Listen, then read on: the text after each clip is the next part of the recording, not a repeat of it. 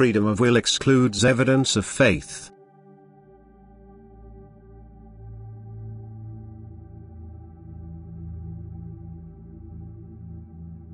No one can be forced to believe, consequently it is impossible for divine revelations to be given in such a way that they cannot be doubted.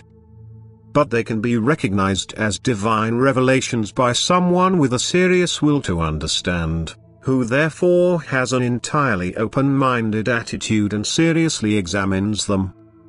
However, were people to be given irrefutable proof that they are addressed by God Himself, their thoughts and intentions would be determined by this proof. Thus it would exclude a free decision of will which, however, is the purpose and goal of life on earth. It truly would be easy for God to speak to people such that they no longer were able to doubt His existence.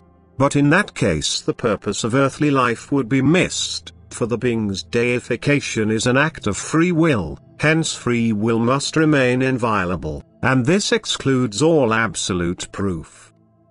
However, it is nevertheless possible for every person to procure his own inner conviction, for as soon as his will has chosen God by consciously wanting to approach Him, God Himself will give him the evidence of His love, wisdom and omnipotence. He will manifest Himself to him in a way that he can no longer doubt and is happy about this gained realization.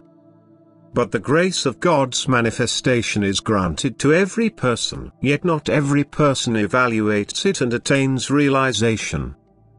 Creation itself is already a manifestation of God, and it alone could serve the human being as living proof already. It could convince him of the eternal creative spirit which manifests itself through this creation.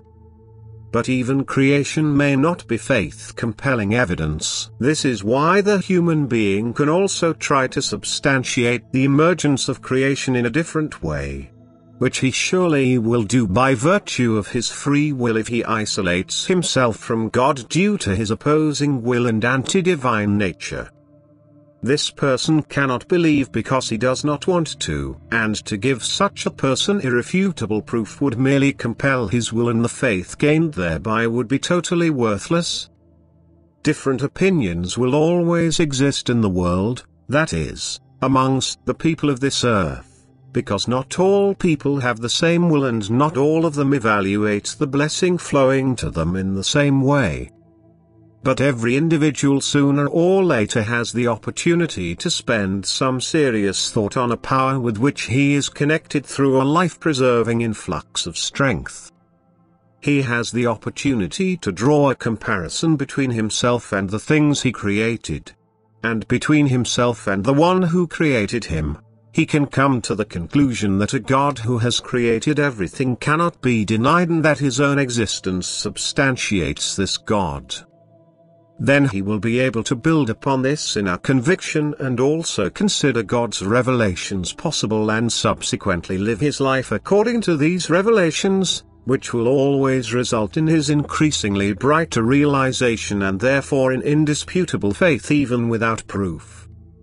Human will may not be infringed upon if his progress on earth is to be successful, so that he will deify himself and be able to depart from this earth as a free being full of strength and light.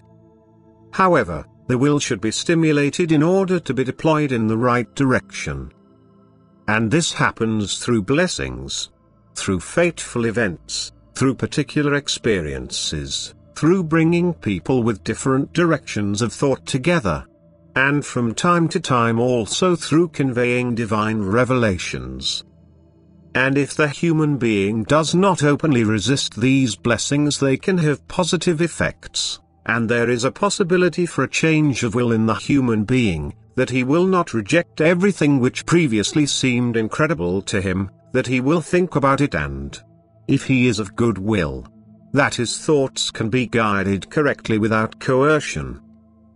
The human being need only realize that he is weak and small and unable to fathom everything with his intellect alone. The feeling of his own weakness and lack of knowledge can impel him towards the power he can no longer deny to be above him.